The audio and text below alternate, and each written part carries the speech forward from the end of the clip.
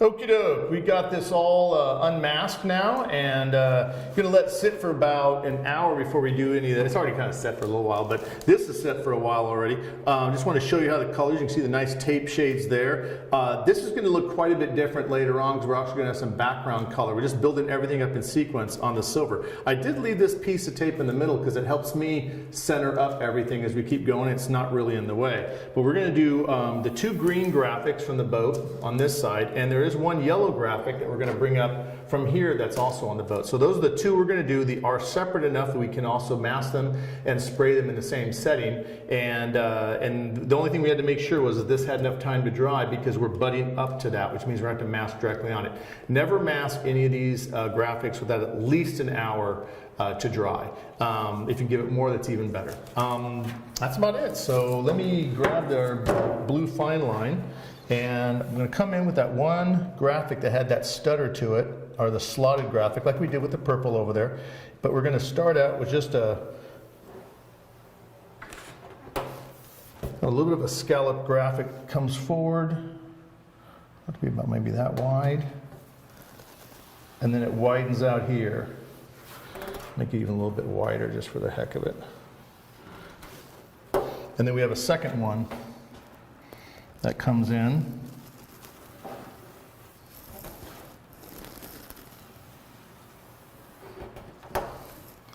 Make it the same width, and you can just eyeball it. You don't need to be that perfect. See how that looks? A little bit more. There we go. And as far as slotting it goes, this one I want to have just, I got the slot going that way on the purple. I'm going to mimic the angle and do one about here. And then this one's going to get two, but I'm going to stagger them. So I'm going to have one like about here.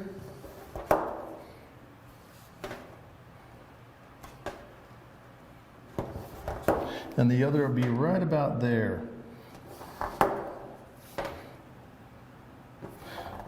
So what Chris is going to do is going to mask everything off, mask, mask, and then that way he's going to have this graphic, and mask off the pink, of course, is going to be the green. We're going to do an effect on that. That's going to be after he sprays it. So let me turn this hood around this way. Makes it a little bit easier for me to lay this graphic. I'm going to come in, and this graphic follows the purple on one side, like this. We're going to start off at the same width as the green one. So it's very close to being mimicking the yellow. And as it comes down, on the boat it actually gets wider because it's in between the two sponsons. And I have it going kind of wide.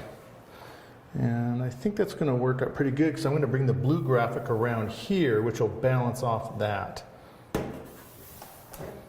And that's about it. So all Chris needs to do now is come in with the yellow tape, mask all this, and then we're going to paper it in a way that he can spray the green, and then when the green's done, fold the paper over it and spray the yellow. So mask the whole thing off of paper and then put one piece of paper in the middle. He can use layer to cover, and then when I come in and do my effects, I'll do the exact same thing.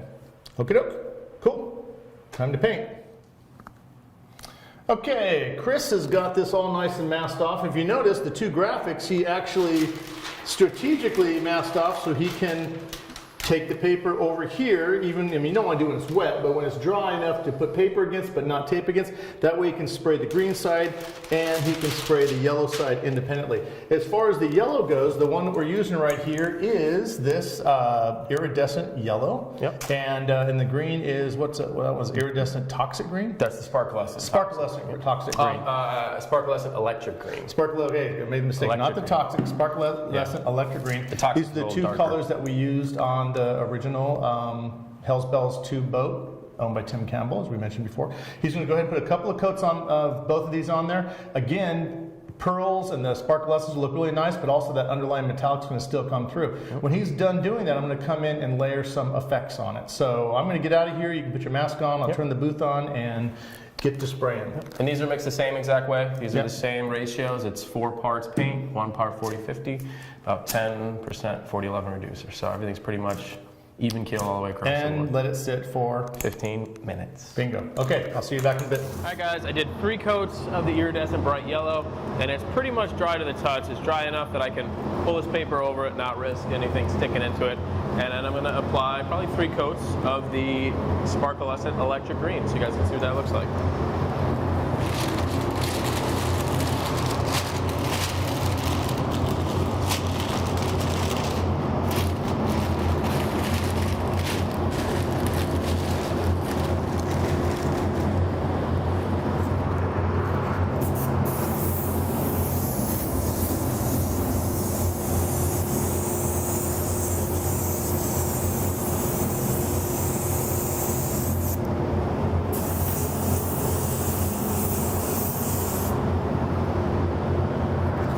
Again, like Craig said, these are really transparent colors.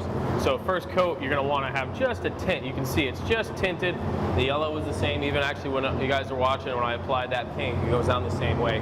First coat should just be enough to cover the surface, and then your second and third coats, you really see that color fill in and build up. So doing it this way also helps the dry time. You know, if you guys go ahead and pound on a big heavy wet coat, you're just gonna increase dry times. And more time is not always the greatest thing. So light coats, build up to the color. By the time I hit my second and third coat, this is gonna look really rich, it's gonna look good. So we're gonna let that dry up and I'll do a second coat. Okay guys, we're back. This is my second coat. This is all totally dry and you can see it's really filled in now. It's looking really good. So I'm gonna do one more coat, then we're gonna let that dry. And Craig's gonna come in and do his thing with his airbrush. So this is the last coat, coat number 3.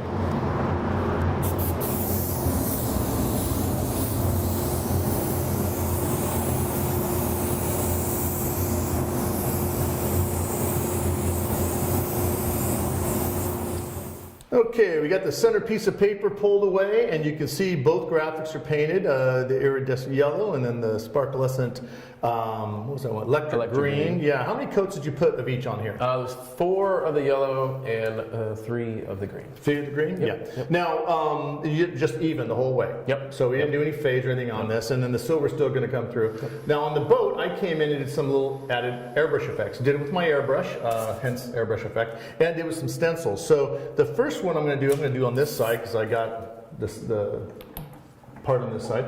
I made what's called a whisk broom stencil. Now if you look at this, it literally is, I mean, if you check all the whisk brooms in my shop, they all have mohawks on them because they've all been trimmed down to nothing. Dion hates me, he buys a brand new broom and then he keeps it away from me because I cut them up and I'll lay it on a piece of tape and get this all together. And this is just a hybrid from a stencil I made way back in the 80s for plays at a local college where I would just grab like weeds and stuff out of the field and wheat and stuff and glue it together, and I would do background scenes of fields of grass and stuff. So I call it a whisk broom stencil. Now the way we're going to use this is I got some grabber orange right in there, you can see, and I come in and lay the stencil part just across here, and I just evenly, or actually unevenly, kind of go along. You don't need to spray the whole thing, but you do a little fade from the front like that, and then just continue on randomly spraying this effect as we go to the back.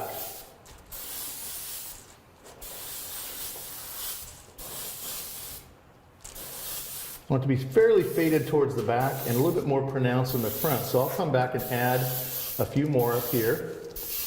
But you want to dry spray these. What I mean by dry spray is when you're spraying, you don't want to get it really soaking wet for 2 reasons. It's a subtle effect, and if this gets really wet and you're not careful, this can leave deposits behind. So there's a really cool, just kind of funky stencil, whisk broom effect. Looks great in graphics. I do it in backgrounds of things all the time, and very, very simplistic. And you can use it over and over and over again. So this one, literally I made it right then because I forgot mine. I destroyed his broom when we were doing the boat, and used this on that boat and kept it. So it's only appropriate I use it on this hood as well. Now for the other one, I've got another airbrush loaded up with, and by the way, that was grabber orange, Candy 2.0, mixed in about 1:1 with the 4050 and a little bit of 4011 reducer. That's it, 15 minutes. This one is the emerald green, mixed up the exact same way with the 4050 and a little bit of 4011 reducer. In this situation, I'm gonna come over and swap places with you. So I'm gonna, in this one, use the Gerald Mendez texture stencil, and this stencil is from his first set. He's got a number of texture stencils out there. They're very, very cool. Highly recommend you check them out. They're from the Art Tool series, available through Iwata Media. And but my favorite is still the OG, the first one, the Texture Effects one.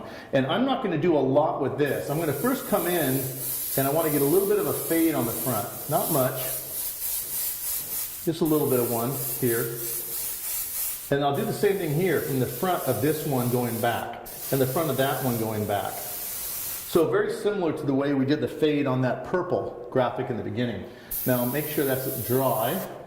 It is. And I'll come in and use this, just randomly move this stencil along. I don't want it all the way to the end, but I am going to start it here fresh, dark, and blend it, and then down here, same way. I do the same thing here, down there, maybe a little bit warm, there we go. And then here, kind of randomly spray it, not spraying it wet, again, mostly dry. You can always add more, but you can't add less. See, that got a little bit of a little dark right there. Now, I was able to wipe it off with my finger. I just had to get it just dry enough so it's dry on the outside with the air, but it wasn't stuck yet, so it wiped off. You can try that. Be careful when you do that. That's an advanced level. And that's pretty much it.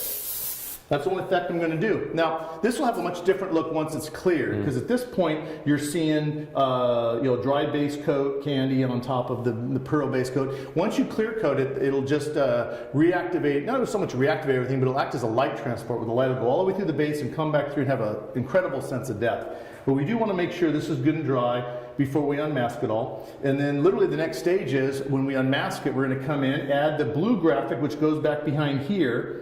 We're going to backmask the devil in this area, and then remask everything so that Chris can come in and spray the whole thing down with a mixture that we're going to make of, I believe, grabber orange and a little bit of tequila yellow. So we're going to let this dry, and then we're going to unmask it and get on to the next step.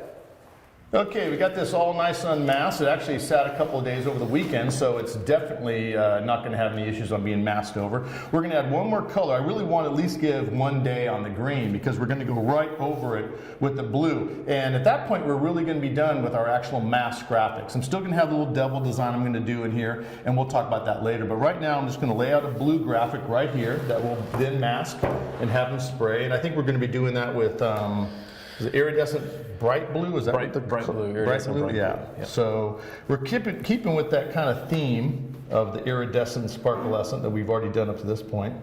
No effects are going in the blue. It's just going to be just nice and blue. And this graphic is not going to have any slots, because we have enough slots as it is between the purple and the green. And I'm just duplicating this the same as Tim Campbell's boat Hell's Bells 2, his top alcohol hydros. By the way, I just heard this weekend he just won in Bakersfield, and so I think he's points leader right now. So good luck, Tim. Because of the paint. Going to be killer. It was the paint. It's totally the paint. It's the paint. Yeah. So fast. Anyway, that's the graphic we're going to do right there. See, nice little balance. Kind of balances out with over there. I want it to be asymmetrical, but still, got to have a little bit extra color over here. And we're going to mask this off just using the 3/4 inch. Going to go around the whole thing, and then he's going to paper off everything on this. Since we're only going to be spraying this one graphic, we don't have to worry about anything else being soft masked or back masked. So just doing this one color, and I'll let Chris finish this, because he lives for masking. And then of course we're going to come in here and mask this off. I would actually, since we're masking off the green, I'd go ahead and just use the blue right there as well, because otherwise that masking tape doesn't.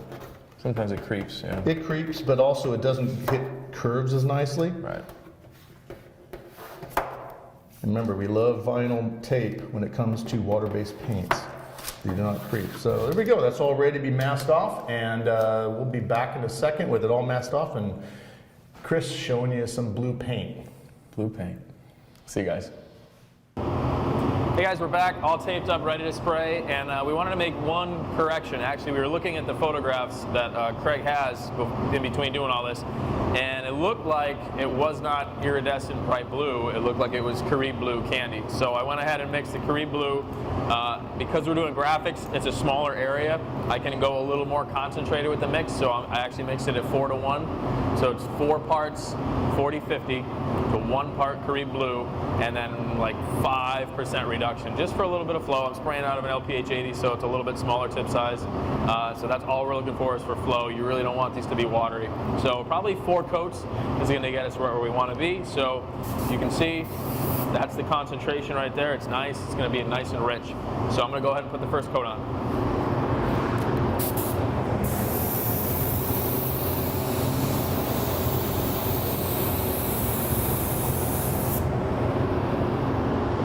That's all we're looking to do. That's it. 1 coat. We're going to let that tack up, dry, probably about 5 minutes, if that. It's nice and thin coats. And then we'll come back and do the rest of our coats. You guys can see what that looks like when we're all done. Okay, guys, this is 3 coats. So this is going to be the last coat, coat number 4. Just same thing, nice and even. You can see how rich that color is going to look. And the aluminum behind there is really going to make that pop. So this is coat number 4, the last coat.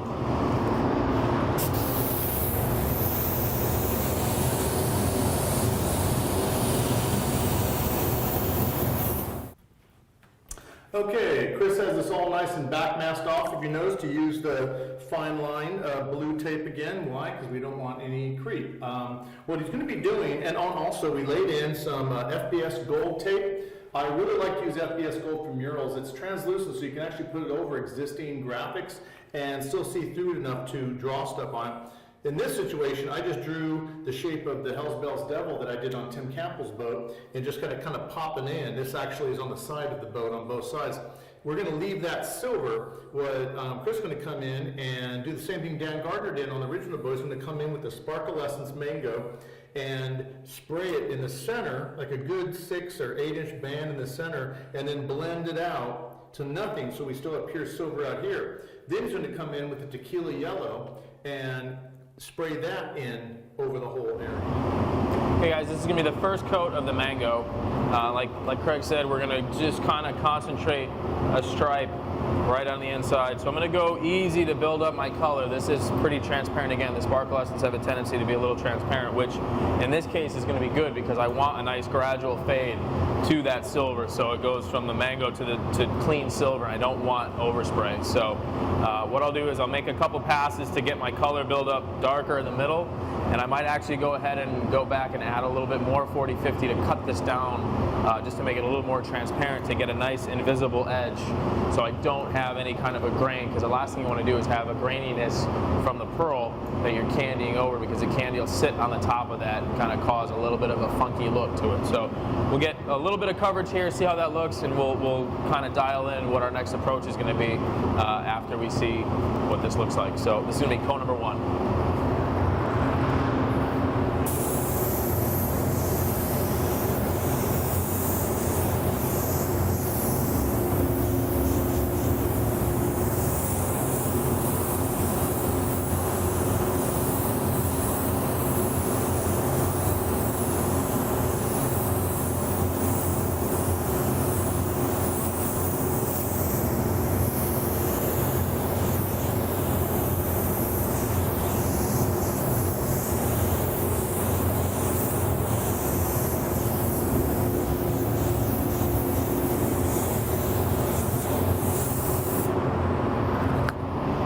You guys can see I kind of feathered that on, so we're going to let that dry.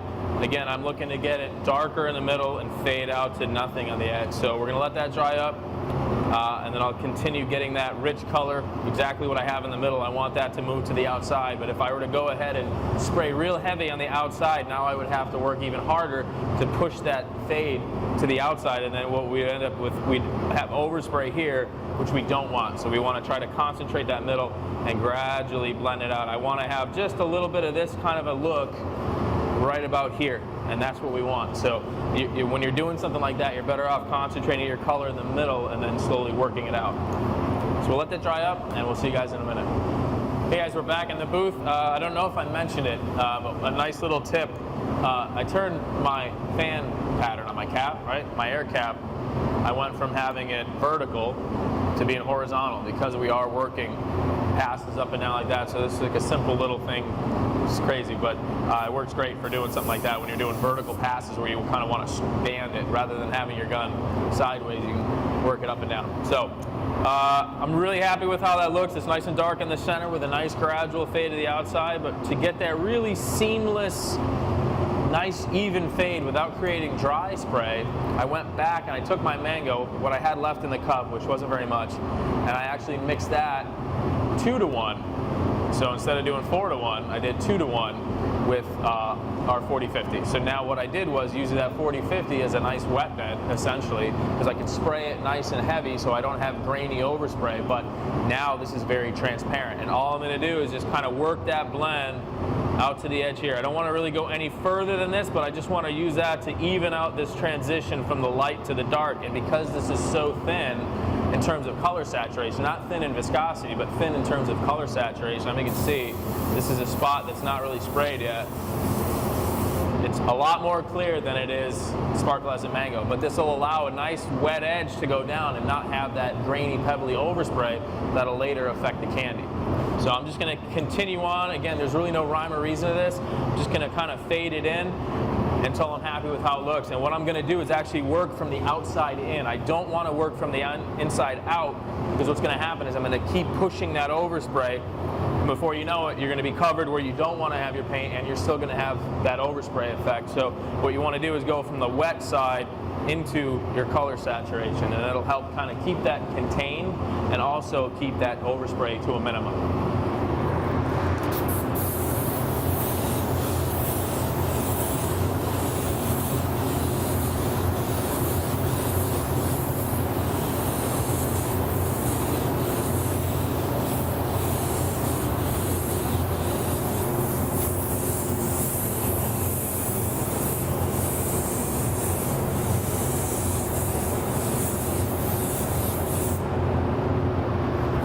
Let that dry. It's as easy as that. When we're just going to see how it looks, and I'm just going to get it to the point where this color line here has a nice gradual fade. It almost goes from that mango to a lemon yellow color, and that's exactly what we want. We want that transition to just go right to the silver with no trace of any kind of a gradation and line and color and saturation that way. So we'll let that dry up. I'm going to get this dialed in.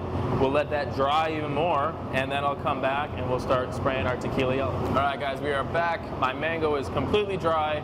I have a nice fade right to the edge of my panel. I want to touch the tape. I don't want to touch the hood, but it's very smooth in terms of like that transition, like what we were talking about. And now I am ready to spray my tequila yellow. So like I mentioned before, it is 6-to-1. No reducer in this, because it is pretty, you can see it's pretty thin, and I'm spraying with a full-size gun.